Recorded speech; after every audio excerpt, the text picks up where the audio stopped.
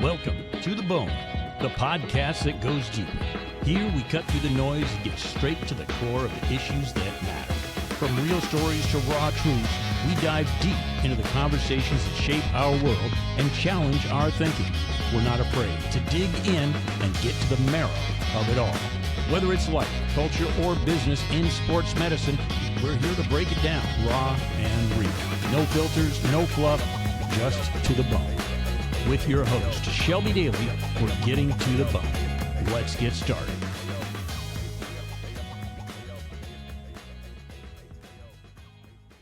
Okay. Well, I'm Shelby. This is Aiden. You are a student at Pacific Lutheran University, a junior in your second semester. Yes. Okay, perfect. Well, how about you give me a little backstory on your previous involvement in other things and how you got to thinking you want to be an athletic trainer? Sure, yeah. It was kind of a roundabout way. I grew up in Colorado, and from there I enlisted straight into the Army as a medic.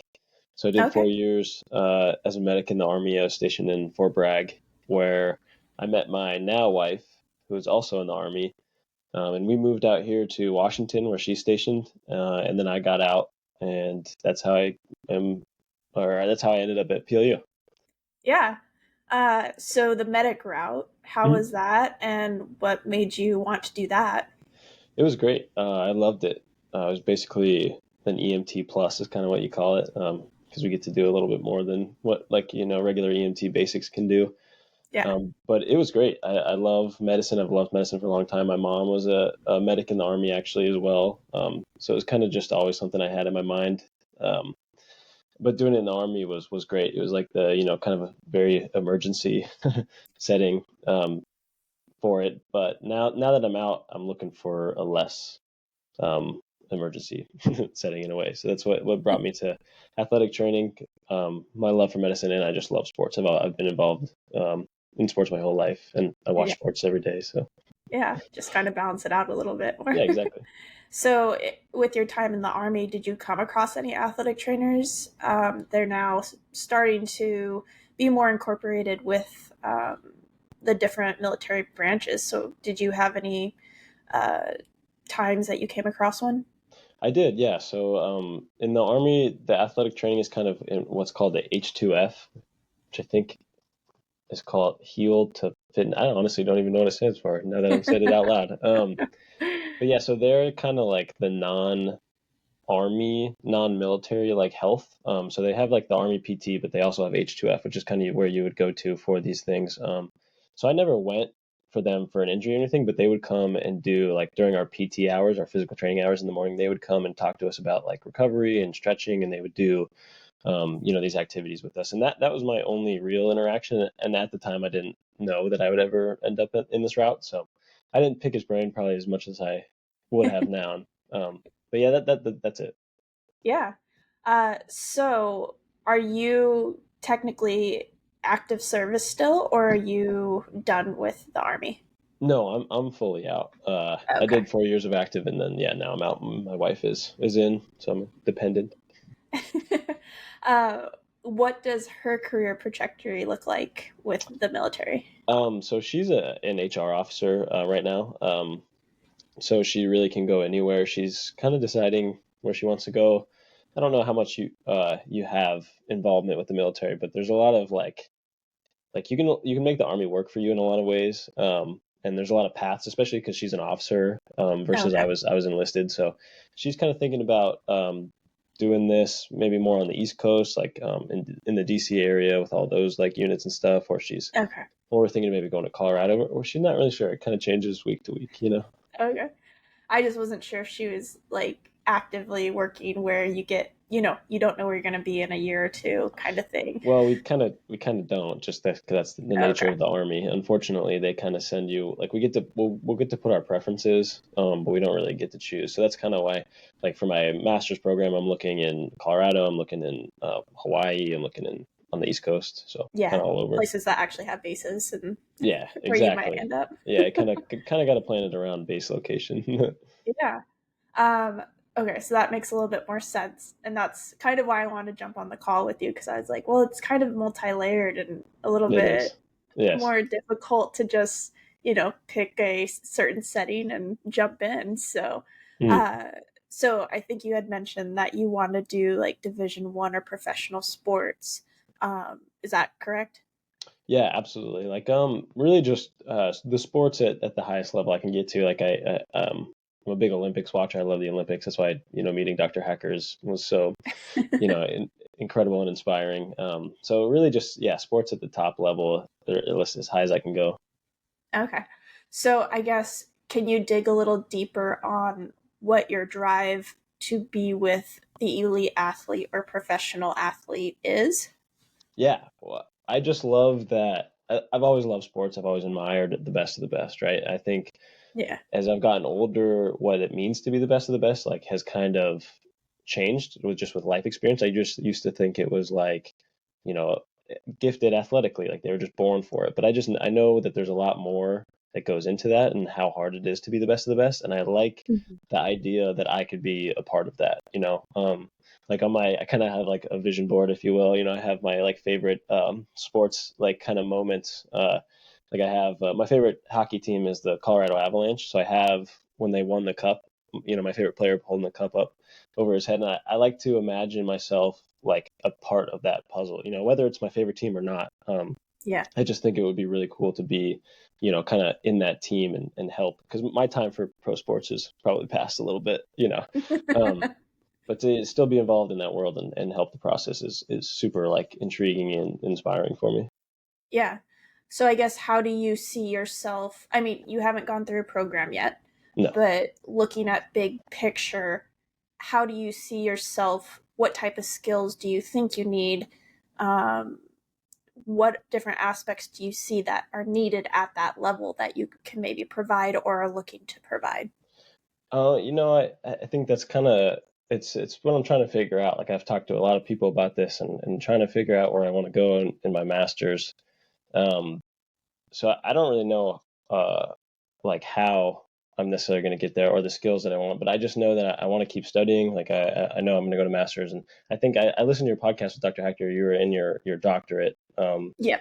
So I think that is an option. Like I think probably getting to the highest level, you got to have a lot of experience. You got to have a lot of like credibility. So I think just gaining as much of that as I can is probably how I do it. Like right now, I'm actually working at PLU's in the training room. I don't know if you did that while you were Yeah. here. So I'm doing that, which is obviously showing me kind of how the profession works at least at D3 level, Yeah. and just yeah, gaining experiences like that. Yeah, because right now it's probably kinesiology. Mhm. Is that the degree? Okay. Yeah, Yeah, when I was in it, it was pre athletic training. I think we were yeah. grandfathering in the kinesiology at that point. And then I double majored in like health and fitness management, I think it was, or promotion. They kept changing the names, so They're still changing not sure. everything. Yeah. Yeah. So yeah, I was definitely in the athletic training room a lot. I was a student athletic trainer, or whatever they're calling it these Hmm. days. They keep Hmm. changing Same, it. same. So yeah, I think I did majority of my last 2 years, my junior and senior year there. Um, so I'm sure you're getting a lot of reps and stuff for that. Um, so I'm not necessarily trying to scare you away from the professional or elite level, but Yeah, I do think that it is a very small market and niche yeah. market to get into, and I'm sure you're figuring that out as you go. Um, but if you do want to strive to work with that demographic of athlete or patient care, I think it's looking at different avenues of how to get in the mix of it. Mm. So obviously, concentrating on strength and conditioning or nutrition or the mental performance, psychology, whatever you want to make it be, the manual therapy, or just being super good at evaluation of maybe concussion or neurological things. I think that's where you have to start kind of exploring, even though you don't have your footing in everything yet. I think it's trying to uh, make sure that you're good at everything, but figure out what you're gonna, dig out your niche to be on those type of Okay, teams. I think that's my biggest advice. And okay. as I'm asking, like, well, what is your passion behind those type of athletes? Um, Yeah, I think obviously they're very good and they're going to be driven right, to get better. I think that's what my reasoning for wanting to be with elite athletes was. for sure. Supposed to make my job easier. But Right. as I've learned, um, there's a lot of politics at that level of Of course. athletics, Yes. and Especially in that it seems like the more money that it makes, the more politics that it kind of generates. exactly. Yeah. So sometimes they don't like people coming in and rocking the boat on the staff. So you have to be Right. careful of that. That's what I've been told multiple times, and yet I still go in and do it. So, Right. Right. so I think that's my advice: is what can you get really good at, and do you actually have to be hired by the team?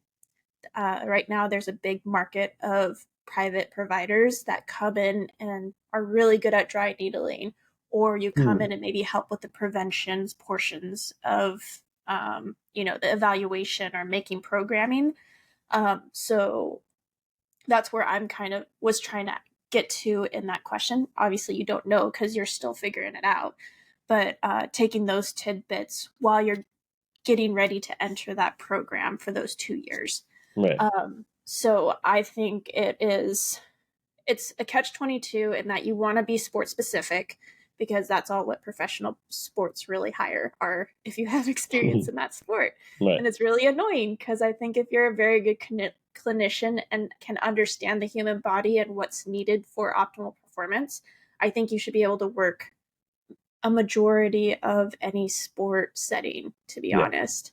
Um, so going back to that, um, in your program, I think a lot of people get caught up of I need the professional experience. Okay. Obviously, you do to get the network in. It's who you know Right. most of the Yeah, of time. course. Yeah. So even if you start now, just reaching out to the teams that are local to you in Tacoma, even if it's not even the top tier professional teams. I mean, there's the Tacoma Stars if you like soccer, the arena Mhm. soccer team, just because I've been in that realm of things. Obviously, they have hockey now. The Mhm. Krakens, That's I true. think it is. They Yeah. have basketball again, I think. The women's basketball, at least. I Women's, don't yeah. know if the Sonics have come back yet. Not yet. So it's, LinkedIn is a beautiful place. It sure People will is. add Yep. you off a whim. You don't really need to know them, but if you can start interacting and just asking questions, it's really about getting a big network and uh, not even just having the number of people, but actually making the connections and getting to know them. Because, if you express your interest to someone, I mean, Dr. Hacker connected us, obviously. So Mhm. Yeah, right. I don't know what all I'll give you tonight or, in the future. Mhm. But I think that's one of the goals is getting a good basis on the professional network and then just going out and getting experiences. You got to Right. put in a little bit of free work. It Yeah. sucks, Totally fine. but if you can get feet on the ground, you've made a big wave at that point. So Yeah. Yeah. Well, I kind of go to what you're saying is the pro sports is hard. Is it? Yeah, I understand kind of that that's like, dream. Like when I was in the army, before I joined the army, I wanted to be like Green Beret Special Forces. And once I got into the profession, I kind of realized that really wasn't where I wanted to be. So I understand that like once I get in the field, maybe pro sports isn't where I end up. Maybe it's not what I want to be. I'm really liking being in a D3 school. Like I enjoy the kind of like small community factor of yeah, that. So I just kind of believe in, wherever I go will put me where I need to be. And if I end up at the pro, that would be great. yeah, Um, but I think what you're saying also on like kind of the niche side of it is I'm at least what I'm most interested in is like the mentality of it. Like obviously Dr. Hacker's that's kind of her background as well. yeah, And as I've learned more about it from her class, I realize how much kind of I've thought about that on my own just from watching sports. Just being hmm, like, oh, that's sports psych. I didn't know that. Like, so I find that stuff really interesting. I'm actually doing the minor in sports psychology as well through good, PLU. So I think if anything, I would like to. And actually, you were talking to that to this point with Dr. Hacker on your podcast is like kind of the holistic approach to athletic hmm, training. Like if you can't really heal the person if you don't know the person. And I think like, the psychology of that is very important. So I think yeah, having both of those kind of skills will set me up for success. Yeah. And so that's, you kind of asked me what programs to look at. And Mm, I think it's looking at those classes and the philosophy of the programs. right. I went to Cal Baptist in Riverside, California, and they were very manual therapy, holistic care. And I think they were still kind of on the cutting edge of that when I was in the program, 10 years ago? I Mm, graduated in 2015. So, I think I was blessed because it clicked for me, with the regional interdependence of injuries of, well, we can look at the injured knee, but what else could be causing it kind of right. thing. And I think that's why, I think I really enjoy Dr. Hacker is that she gets those different segments of it all. Definitely. So that's where I say you need to be able or be good at it all, but actually being able to connect the dots. And, athletic trainers are so versatile in our skills. We do it all. Mm. We're probably the best case managers out of any specialty, to be honest. We're not able to necessarily implement it all because there's not enough hours in the day, Mm, but we are very good at spotting things and referring it as needed. I think that's one thing that we're trying to get better at, is not spreading ourselves too thin. right. But I think that's the fun part of athletic training is we know almost too much sometimes. Yeah, Not that right. we're good at doing it all specifically, but we can connect the dots so much quicker. Right. uh, so let's see, where was I going with that? So I think that's when you're looking at your programs, um, looking at the actual classes that they're offering. And I think some are starting to get into that sports psych portion too, Okay. or I don't I don't know if it would be specifically the mental performance, but probably the psychology portion too. Yeah. Because it's really, that's how you build the relationship, the soft skills that are really hard to teach in a medical program, the bedside manner.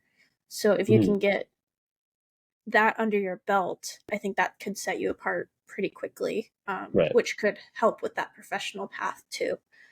Um, so, uh, where was I going with that? um, but what I've been also telling other people is obviously we are in a salary compensation kind of conversation as a Mm, profession of how do we actually elevate us to be paid what we are worth or valued. right. So that's the other aspect of setting yourself apart, is understanding those business aspects. So what I've been recommending, you're already double majoring at this point, so it may be hard to fit in your schedule, but you might have a course or two that you can fit in, is fitting in maybe a general business class. I'm not sure what's all offered at PLU anymore, Yeah. but even just like a marketing class. I that's one aspect that other professions are kind of kicking our butts at, is they Mm, get to go practice on their own, but like chiropractors, they actually have business classes in their doctorate programs, or you know in their programming. mm, And I don't think a lot of us know how insurance works. Not that I think that that's the best way to make money. We can see that it's collapsing right now anyway. But it's, how can you get the most bang for your buck for your skills? yeah, right. Um, and so that's why I was kind of bringing in that other aspect of professional sports is, there's a big market of uh, athletes having their personal athletic trainers, strength and conditioning coaches, Yeah, right. whatever you want. So being able to touch on all the skills, but maybe specialize in something of the management, or being able to provide them the referrals that they need. There's different ways to do it. Um, but being an outside contender, if an NFL team has maybe five ish athletic trainers, and Mm, how many people are on the roster, like, you can't really give great specialized care. They do it, but they're there 24 hours a day. So yeah, right. that, there's going to be athletes that are looking for more care, or the post-surgical athletes are going to be looking for something. So how can you build that relationship with the team that you're the tap-in guy of, yeah, come in and help us out. Mhm. You know, I was talking to someone else of even the return to play after surgery or injury. That's such a unique time for the athlete. You know, that sports psych portion Mhm. would be a really good avenue paired with the return to play for Absolutely. post-surgical cases. Because they're going to need someone to lean on. They're going to need someone kind of, not that you're the beating bag, but the punching bag, but it's going to be a hard situation. How can you help kind of counsel them through it to keep them going and keep on track? Hmm. Or having those realistic conversations with them. So I don't know if that kind of trying to pair things and Yeah, no, absolutely. strengthen those aspects. You know, it sounds hippy dippy, but during COVID, I kind of went the real holistic route of I got a yoga certification. I did aromatherapy. I started really getting into breathing dysfunctions, Mhm. and how I think that's why a lot of injuries happen ultimately is because the center of the body is weak because the diaphragm's not working correctly. So, Interesting. back problems can root from that, hip flexors, Yeah, those yeah. two common injuries. Definitely. Neck problems, just because you don't have a stable diaphragm working properly. So, as you go through your education, I'm sure you'll start, snowballing and making those connections. But that's how you set yourself apart. And yeah, it's not like specializing in one little thing. Like, I'm super good at ankles. You could do that. There's people that can do it. The Yeah, foot and ankle people, I'm sure if you can specialize and be super, super good at treating and diagnosing that, you can make a lot of money at it too. it's true. So, but the hard question, so you are married. I am, yes. Is she going to stay in the military forever? What is her Well, outlook? definitely not forever. Um, but kind of like I said, it changes a lot. I think she wants to stay in. Both of her parents were in and for 20 and retired. But the army's not always the best to its people, so it'll kind of depend. Like her army's a lot different than what I was in. Like 4 years, I was good. I'd done enough. But it seems like she wants to stay in and do some more things. So we'll see. I think longer than 4 years, but I'm not sure if she'll do the 420 or not, or the full Yeah. 20.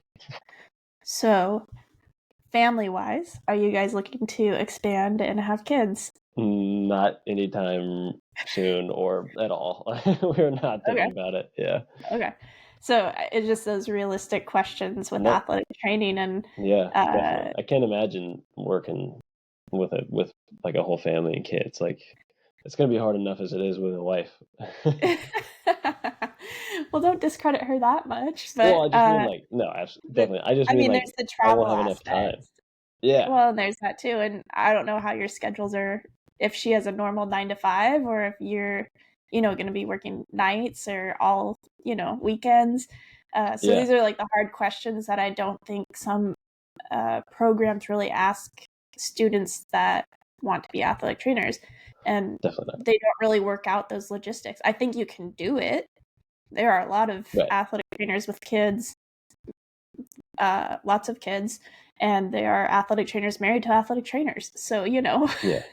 Yeah, let's do right. And two that's difficult I meant that schedules. it was hard just because of the schedules. Like we're very much like we like our time together, like we like our afternoons together. So it will be hard if because I see that like the athletic trainers at PLU, like I see their hours are long and kind of irregular. So Yeah, I like doing that with children too is hard. So I yeah. agree. I don't So, think they talk about that enough. yeah. And, it's being considerate of her schedule or her job too.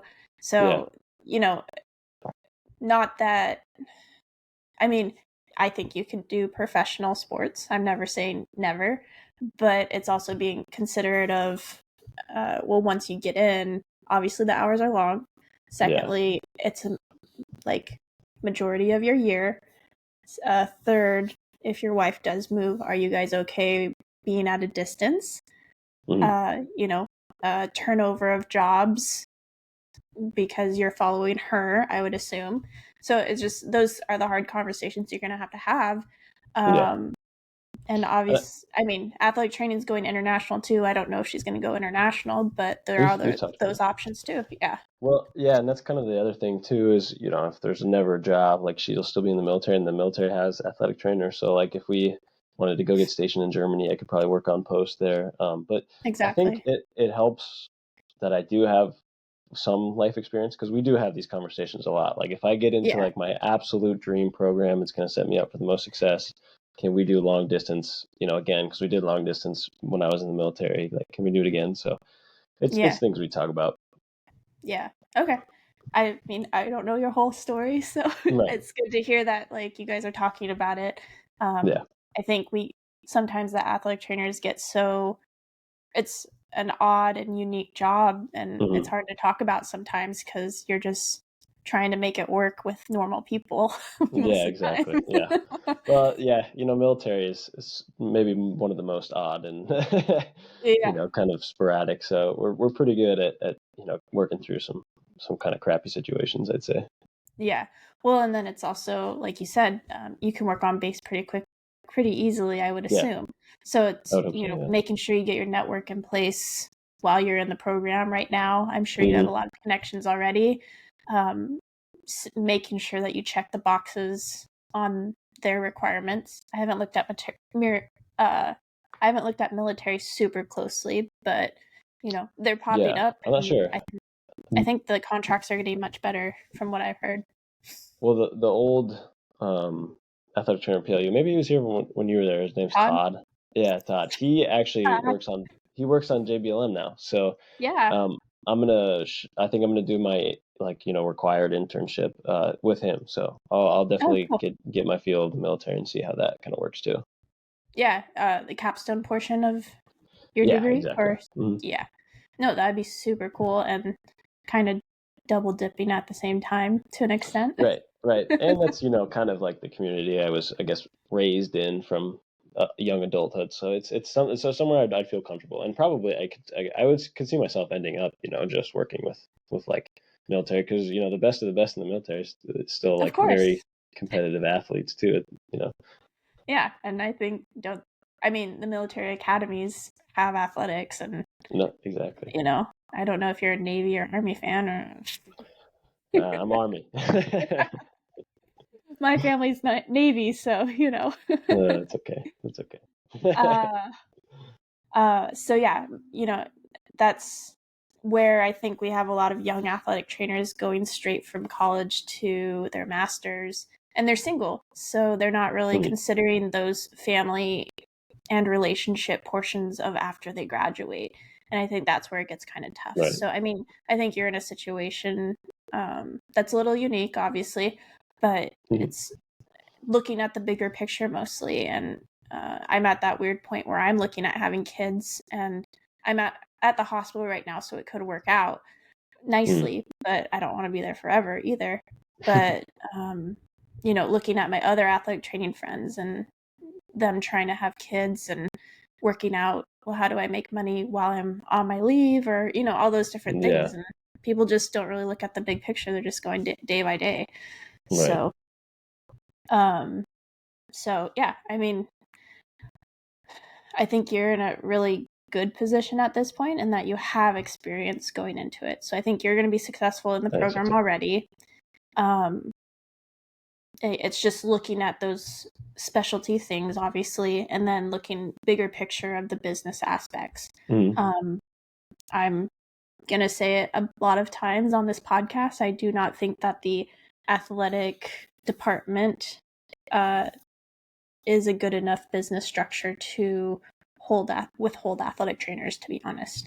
And I'm not sure Mhm. how that's going to be in the next 5 years, especially with like the NIL and all that stuff. So it's Yeah. how are you going to set yourself up professionally to make sure that you're making money and being paid what you're worth? And it's those business aspects. It's carving out your niche of how you're going to promote yourself, market yourself, um, and gain customers ultimately.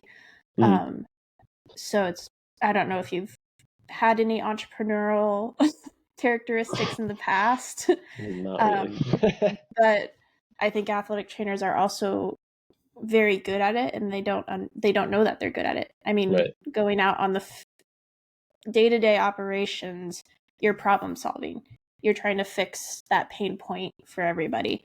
And Right. that's what entrepreneurship is ultimately, is how can I get in there and help out?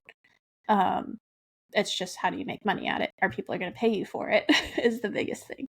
Mhm. So that's what I'm trying to spread the message with the podcast, is how can we better ourselves? And, Mhm. Well, I really appreciate that, because that's not like something I was thinking about. I didn't know that wasn't yeah. on my radar for sure. Yeah, and I know that, well, you're in your junior year, so I don't know if you take the summers off or whatever, but if you could do like a community college business class, something super cheap. I don't think you need to do it at PLU. Don't waste the money on the credits, even though they have a great business program, but just something to understand how a business plan works, or even some financials. Yeah.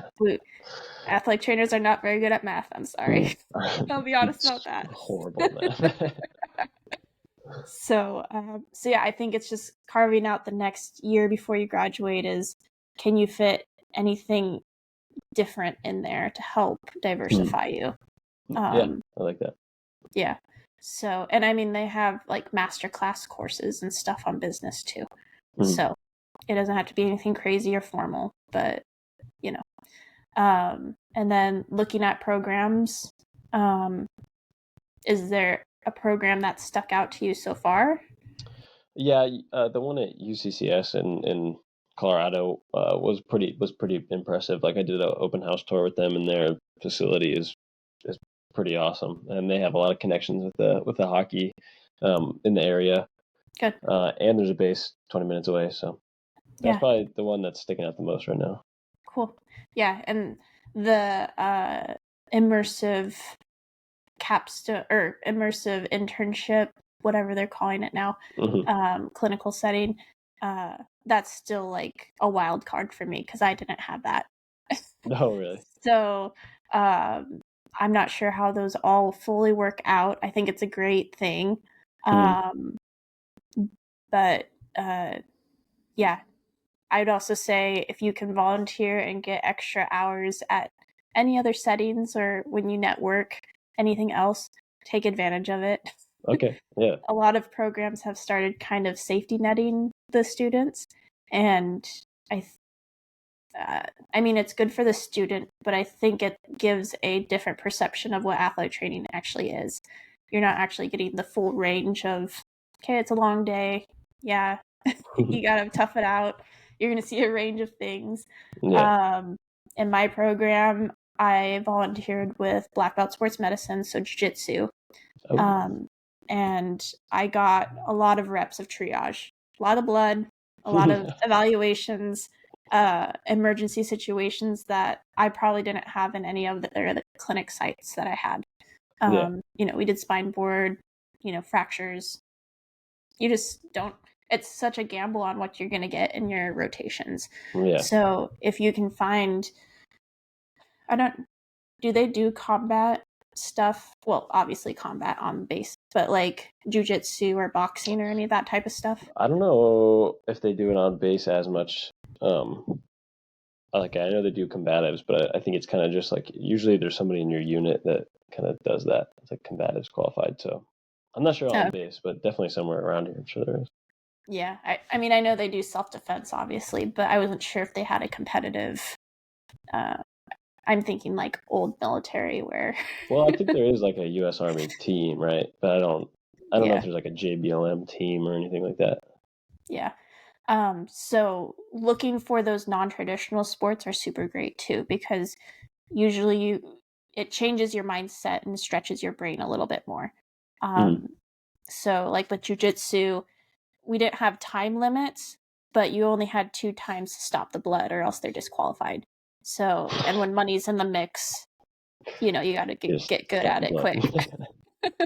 Yeah. So really ugly tape jobs, the face lacerations, you did the headband, and then you did like a chin strap. It was not photogenic at all, but we got them through the fights. Or you had the old guys that are on blood thinners, and they hit heads and they're just gushing blood the whole time. So it's those situations of how do you get them through. And then, at college, there's so many regulations that you are super conservative most of the time, where like jujitsu, they're adults, they're consenting. You can kind of be a little bit more liberal in your calls sometimes, which is interesting. It makes you really consider all the factors of, is this really a safe situation or can I let them go? Right. So yeah, I would say looking at the non-traditional sports, they're really fun too. And those athletes are very appreciative of what you provide them. Yeah. So yeah, Okay. did skateboarding, BMX, what are other things? Arena football, lingerie football, arena soccer. I mean, yeah. I mean, the one thing I wish I would have done more was like performance. Dance and all that stuff. Yeah. Because it's just a different mentality ultimately. Totally. So yeah, I mean, I'm sure the programs are providing great experiences now, but and a wide range. But you need to carve out time outside of it to build your network and get more skills ultimately. Yeah, that's great advice. Yeah. So, what other questions do you have for me? I really I was just gonna ask kind of what advice you had for me from coming inside the field. Like, is there anything you would have done differently? Is there anything I should know? What we kind of talked about that. I mean, I wouldn't be where I'm at today if I didn't make the mistakes I did in the past, obviously. Of course.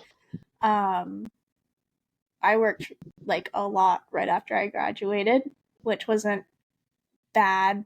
The business aspects are probably the one regret because negotiation, I don't think a lot of athletic trainers are super great at.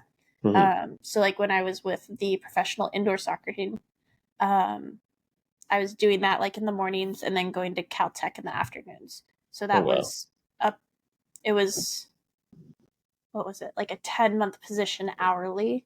So it was just a pool of hours that they use at Caltech. So that's how I could do both. So at the Fury, trying to be in the professional soccer world is where I wanted to be at. I saw it as a stepping stone. I think I learned a lot and we're in some really weird situations ultimately, but I think it matured me faster. I developed the sports medicine program, so I put my sports medicine team together, had to hold these guys accountable to do their things, had to communicate with the coaches.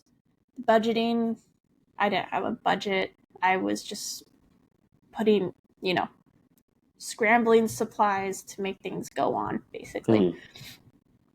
But so they paid for my housing. They provided an apartment, so that offset cost. And then I think I got maybe $500 a month. So traveled with the team, that super fun. Learned a lot. I was by myself. Had to figure out my skills. Had to be resourceful and all that stuff. But I think I waited too long to negotiate. I think it was like after my third season, which, I mean, I knew they didn't have money by that time, but it was kind of one of those things of, I either need to move on or you guys need to figure out how to provide money. Right. So it gave me great opportunities. I mean, I was with the national mini football team. So, I mean, I went to Guatemala, Australia, Tunisia. I made connections with Australia. So I actually worked with the Australian team at the World Cup, the second World Cup I went to. That's awesome. And, I ended up meeting my husband through a player. So, That's great. Those weird things. But yeah, I think it's the negotiating aspect of it and not being so rash or harsh of it, demanding it, I guess. Because at Caltech, I got to the point where I needed to start negotiating and figuring out my future there too. And I didn't have that great of an athletic director to understand where I was coming from. I don't know what her mindset ultimately was after 7 years, but it was, what type of resources do I need to bring in to make my case? What am I doing in the athletic training room to show that I am helping the department save money? Not that we were making money, but the time lost for athletes. What skills was I providing? You have to look at the return on investment at a Division III, and that you are saving the athlete money. Obviously, there's secondary insurance and stuff that saves money to the institution, but they don't really care. They have to pay that no matter what. It's really, what are you saving that athlete? And that's where at the high school setting, some people lose track of it, is what are you saving the parent? Because the parent's the one, paying the way for the athlete to go to the appointments. I don't know if they have secondary insurance at the high schools, but the PTA is the one. PTA and the boosters are the one that are paying your salary sometimes. So, you have to understand all the stakeholders. So those are the business aspects I think we don't understand as well. Yeah, right. Sounds like it. I don't understand any of that. You'll get there. You'll learn it all along the way. But that's why I was like, well, financials are sometimes good to know, or financial class, but the business aspects of soft skills and all that. So, or, when you're going to these organizations and trying to promote yourself and your skills, why should you hire me? Obviously, there's the interview portion, but if you're going to be a private commodity that, partners with a team or an athlete, you have to have your business stuff in line, right? Because your liability is going to be really big at that level too. For sure. So, but what else you got for me? I'm not sure. I think that's good. Yeah. Yeah. Make sure, the one thing, okay, this is nerdy, but make sure while you're in your classes, obviously you're taking a lot of notes and stuff, and you're going to be super burnt out by the end of, the day, the week, the year. Have a good notebook for you to refer back to after you graduate. So all the good notes, it's tedious, but if you can make sure that your notes are clear enough for you to refer back to it 3 years later, very helpful. No, I love that. I don't know if you're one of those type of people, but I've kept my stuff. They've gone across the country with me in multiple moves, and they're still there. I haven't necessarily looked at them, but it's one of those things of like, I didn't make like one good notebook so that I could refer back. No, that's good, because like I'm definitely gonna keep all my stuff, but having like one just foundational one maybe. So that's like with your team building class with Dr. Hacker or your psychology, whatever. After the semester, if you can sit down for like a day and just rewrite your notes or something, I think that would help you move faster once you graduate, because you have that stuff to refer to instead of trying to like find it. Right. And then, later down the line, oh, what was that thing that we talked about in class? Like, oh, I can quickly refer back to it. And then it's more efficient because it's like one notebook instead of, I still have like all my competency books. I have, they're like that thin, but I have all my textbooks and stuff, and it's like, dang it, I wish I would have just consolidated it at one point. Yeah, right. So, or, I'm sure you're tech savvy.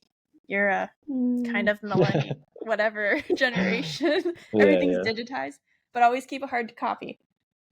Yeah. That's my one advice too, because you don't own anything on the internet anymore. Right. So, but okay. Well, if you have anything else, throw it at me, or else I'll let you get back to it. I can't think of anything right now. Wish I would have prepared more, but I have you, and if anything, it'll just be kind of inside baseball athletic training questions when I'm getting there closer to applying for programs and everything. Yeah, and you have my contact information now, so reach out whenever. Absolutely. Well, thank you so much for having me, and thank you so much for responding. Yeah, no problem. It was great to meet you. Yeah, have a great night. You too. Bye. That's it for today's episode of To the Bone. I hope we've sparked some new thoughts, challenged your perspectives, or simply reminded you to dig a little deeper. Remember, life isn't just about what's on the surface. sometimes you've got to cut deeper and get to the bone of what really matters. To the Bone podcast is a product of Daily LLC. It is hosted and produced by Shelby Daly, ATC, and Randy Daly. No clinical decision-making should be based solely on one source. While care is taken to ensure accuracy, factual errors can be present. For more on the show, visit www.tothebonepodcast.com. If you enjoyed this episode, be sure to subscribe, rate, and leave a review. Get involved in the conversation. You can find us at www.tothebonepodcast.com.